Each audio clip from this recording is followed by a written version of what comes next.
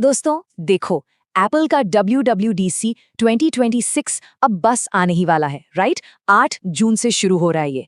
और पूरी टेक दुनिया की निगाहें इस पर बिल्कुल टिकी हुई हैं। पर एक बात क्लियर कर दूं, इस बार ना ये सिर्फ एक नॉर्मल सॉफ्टवेयर अपडेट नहीं है, ये एक्चुअली एक मैसिव इकोसिस्टम शिफ्ट है। हर साल एप्पल कुछ ना कुछ नया लाता है, पर इस साल फाउंडेशन ही पूरी तरह से चेंज होने वाली है। सबसे पहला झटका, इंटेल मैक्स का सफर अब ऑफिशियली खत्म हो रहा है। मतलब एक वक्त था जब एप्पल और इंटेल की पार्टनरशिप को टेक इंडस्ट्री का पिनकल माना जाता था, है ना? लेकिन अब वो एरा लिटरली पूरी तरह क्लोज हो रहा है। एप्पल अब कंप्लीटली अपने कस्टम सिलिकॉन पर शिफ्ट हो चुका है, जिसका क्लियरली मतलब है कि पुराने हार्डवेयर को पीछे छोड़ने का वक्त अब कंप्लीटली आ गया है। और हाँ, साथ ही विजन प्रो जैसा एम्बिशियस प्रोजेक्ट, उसे भी ठंडे बस्ते में डाल दिया गया है। Can you believe it? इतना मैसिव हाइप था, इतनी कटिंग एज टेक्नोलॉजी, और उस महंगे प्राइस टैग के बावजूद मार्केट अडॉप्शन उतना मिला ही नहीं जितनी उम्मीद थी।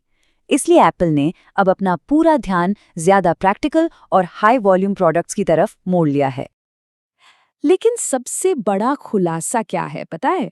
एप्पल बिल्कुल चुपचाप अपने पहले आईफोन फोल्ड पर काम कर रहा है। यह अब कोई आम रूमर नहीं रहा दोस्तों, बल्कि सप्लाई चेन से निकल कर आई एक सॉलिड रियलिटी बन चुकी है। एक ऐसी रियलिटी जो फोल्डेबल स्मार्टफोन मार्केट का पूरा डायनामिक्स लिटरली बदल सकती है। और इसी के साथ एक खतरनाक M5 चिप का मास्टर प्लान भी रेडी कर चुका है। तो स्वागत है आपका शिफ्टिंग टेक पर।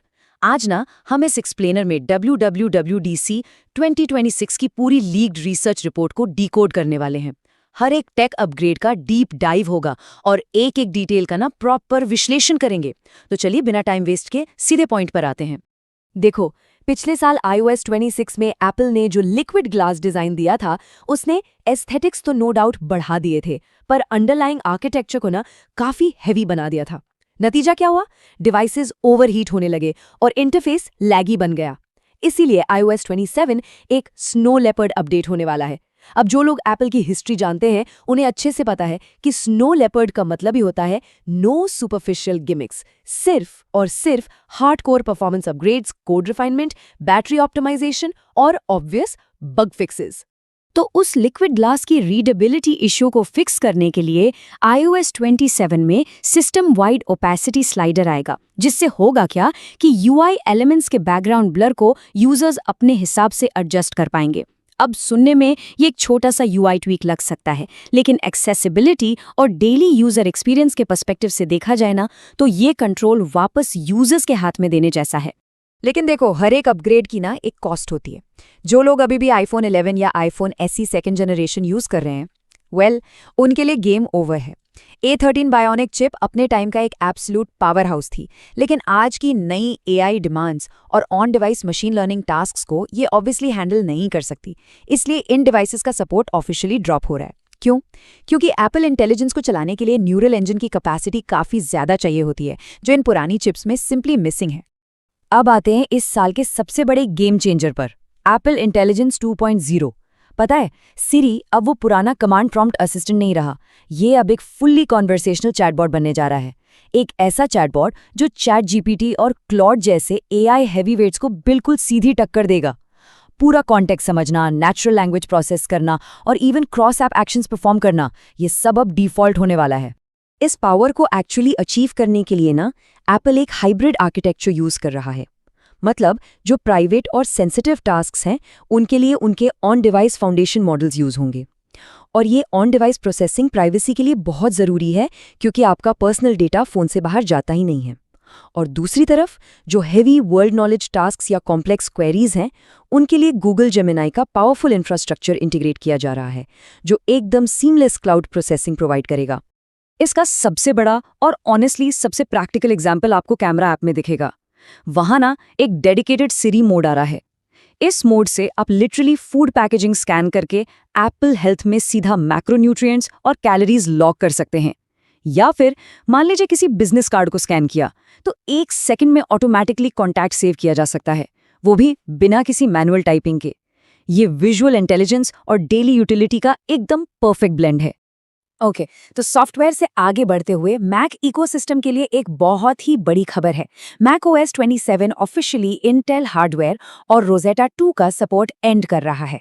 मतलब ये जो ट्रांजिशन पीरियड चल रहा था ना, वो अब पूरी तरह से खत्म हो गया है। अब डेवलपर्स को सिर्फ और सिर्फ एप्पल सिलिकॉन के लिए ऑप्टिमाइज करना होगा, जिससे मैक ओएस फ्यूचर में और भी ज्यादा लाइटवेट और एफिशिएंट बन जाएगा। लेकिन रुको, इसके साथ ही एक और मेजर ट्विस्ट है। मैक ओएस टच ऑप्टिमाइज्ड बन रहा है, जिसमें डायनामिक इंटरफेस और आईपैड स्टाइल जेस्चर्स होंगे। ये देखिए, सिर्फ एक सॉफ्टवेयर अपडेट नहीं है, बल्कि ये सीधे तौर पर फ्यूचर ओलेड मैकबुक्स के लिए स्टेज सेट कर रहा है, जहां टच स्क्रीन फंक्शनैलिटी शायद पहली बार इंट्रोड्यूस हो सकती है। एप्पल का वो जो पुराना स्टैंस था ना कि मैक में टच नहीं होगा, वो अब डेफिनेटली शिफ्ट हो रहा है। और इसी फ्यूचर को पावर करने के लिए जब हार्डवेयर की बात करें, तो welcome the M5 generation. Apple एक नया फ्यूजन आर्किटेक्चर ला रहा है, जो बेसिकली दो 3nm डाइस को एक सिंगल SoC में कंबाइन कर देता है। इसका प्लेन मतलब है अनप्रेसिडेंटेड मल्टी कोर परफॉर्मेंस और ऐसी ग्राफिक्स कैपेबिलिटीज जो बड़े बड़े हाई एंड डेस्कटॉप GPUs को एक पोर्टेबल फॉर्म फैक्टर में ही बीट कर सकती हैं। तो इस नए चिप के साथ नया M5 मैक मिनी लॉन्च होगा, और गेस व्हाट, जिसका बेसलाइन रैम अब फाइनली 16 GB और स्टोरेज 512 GB होगी। एक जमाने से जो 8 GB वाली शिकायत चली आ रही थी ना, वो अब कंप्लीटली दूर हो जाएगी। इसका एस्टिमेटेड स्टार्टिंग प्राइस $699 के आसपास होगा, जो ऑनेस्टली इसको most value for money computer बनाता है। लेकिन हाँ, हाई एंड प्रोफेशनल्स के लिए एक थोड़ी बुरी खबर ये है कि मैक स्टूडियो डिले हो गया है अक्टूबर तक। अब आप सोच रहे होंगे, क्यों? रैमोगेडन की वजह से। एक्चुअली पूरी ग्लोबल टेक और AI इंडस्ट्री में हाई बैंडविड्थ मेमोरी यानी HBM की डिमांड इतनी ज्यादा बढ़ गई है कि नॉर्मल DRAM प्रोडक्शन अचानक से गिर गया है। सप्लाई चेन ना बुरी तरह से डिसरप्ट हो चुकी है और मेमोरी प्राइसेस बिल्कुल आसमान छू रहे हैं, जिसका सीधा असर हाई एंड मैक्स की मैन्युफैक्चरिंग और उनकी प्राइसिंग पर पड़ रहा है। लेकिन देखो, अगर हम 2 नैनोमीटर चिप इंडस्ट्री कंपटीशन और आने वाले हार्डवेयर की तरफ देखें, तो एप्पल अभी भी गेम में सबसे आगे खेल रहा है। पता है क्यों? एप्पल ने TSMC की 50% 2 नैनोमीटर प्रोडक्शन कैपेसिटी 2026 के लिए पहले ही बुक कर ली है। इस मोनोपोली का मतलब सिंपल है, कोई भी और कॉम्पिटिटर इतनी डेंसिटी और पावर एफिशिएंट चिप्स उतने स्केल पर प्रोड्यूस ही नहीं कर पाएगा जितने एप्पल करने वाला है। और ये जो मैसिव 2 नैनोमीटर कैपेसिटी है, ये डायरेक्टली पावर करेगी नई A20 Pro चिप को, जो हमें फॉल 2026 के मच अवेटेड आईफोन फोल्ड में देखने को मिलेगा। ये एक ऐसा डिवाइस होगा जहां पावर और एफिशिएंसी का अल्टीमेट टेस्ट होना है, और इसी फोल्डेबल फॉर्म फैक्टर को सक्सेसफुली चलाने के लिए iOS 27 true side by side multitasking और फ्रीली फ्लोटिंग विंडोज ला रहा है। एक ऐसी चीज जो एक फोन को लिटरल पॉकेट कंप्यूटर में बदल देगी। तो इस पूरी लीक्ड टाइमलाइन और सारे डेटा को देखने के बाद शिफ्टिंग टेक का वर्डिक्ट आखिर क्या है? WWD 2026 में एप्पल दिखावा कम और फाउंडेशनल स्टेबलाइजेशन पर ज्यादा फोकस कर रहा है। देखा जाए तो एक बहुत बड़ा पिवट हो रहा है।